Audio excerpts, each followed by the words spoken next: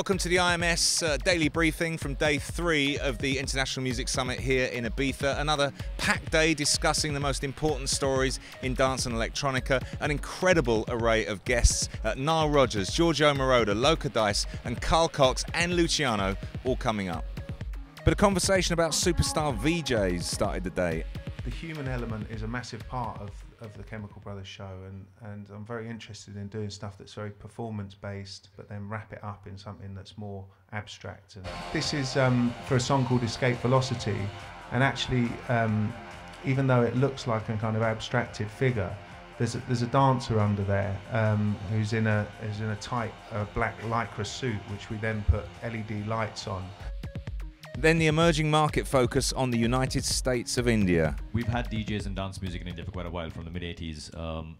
But there's always been a problem of delivering it to a wider audience. We've never had record stores in India. DJ Mag is a magazine that's coming in now thanks to Percept. And there was no dance radio, there was no dance television.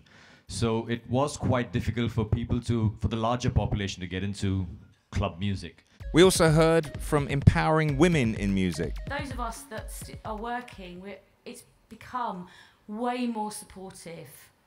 And I'm now like trying to reach out to other people around me. Then Carl Cox and Loco Dice took to the floor, discussing their lives and careers. I like sparring with him now and again, just to push his buttons a little bit. He comes from the hip hop, you know what I'm saying? And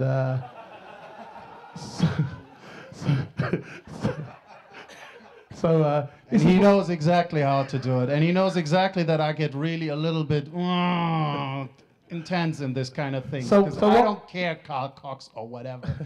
And Luciano talking about his huge success. Everything like music came to my life, let's say through instruments. It was like for myself was like more like a way to express emotions. But right now, let's hear from a man who is one of the most iconic producers in the world. 8 chic studio albums, as well as production credits with artists such as David Bowie, Diana Ross, Duran Duran, and now Daft Punk, Mr. Nile Rodgers. Daft who?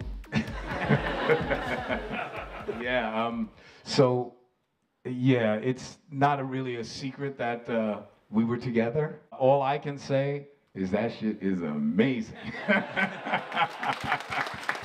The cool thing about our careers is that the one thing I'm really trying to say, and I'm probably taking too long to say it, is that the music was the star and it fit us perfectly because we weren't stars. Like my whole life, I've been working with stars. And believe me, when a person's a star, you know it. When Madonna walks in the room, you know it. When Bowie walks in the room, you know it. When Sting walks in the room, you know it. So we knew that we weren't those guys, but we could make music that was not only stars, but superstar music. So in 1977, we came up with our first couple of records, but then this unbelievable thing happened. Some dude named Giorgio Moroder put out a record called From Here to Eternity. And when I heard that shit, I went, I want that.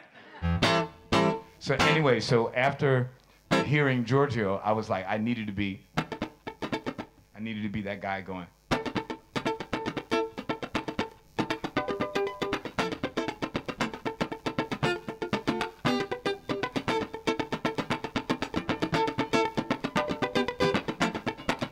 Into that shit.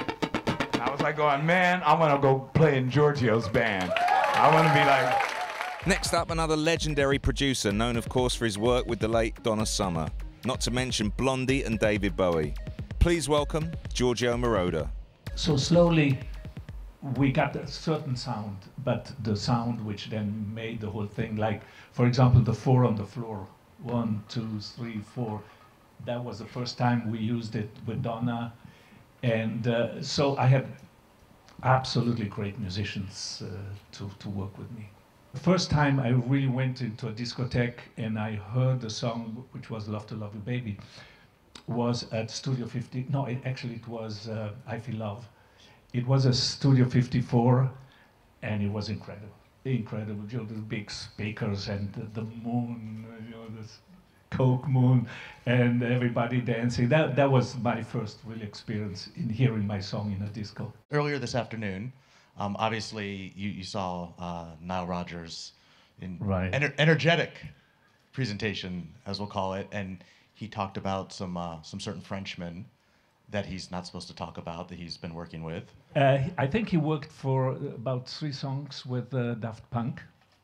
And I heard maybe it wasn't just him involved. No, I did some work with them too.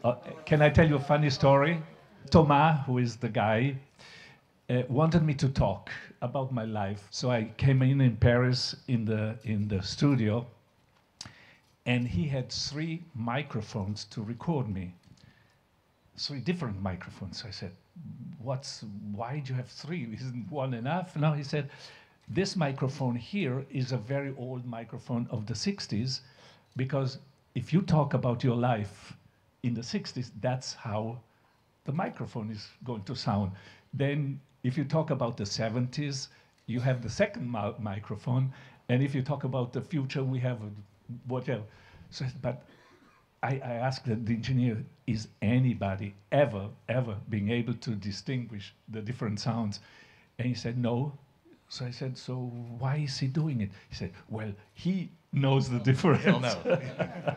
What has gotten you back into, paying attention to dance music? Not like when we spoke last week, you said you've met some of the DJs and you're into some of what they're doing. Yeah, I think the dance music became really interesting again, especially what David Guetta did, by combining the music, the good quality of sounds and all, with good quality of voices. In Los Angeles, I hear Kiss FM, and all they play, not all, but 70–80% is dance music, and that station only plays pop, meaning they only play what people want to hear.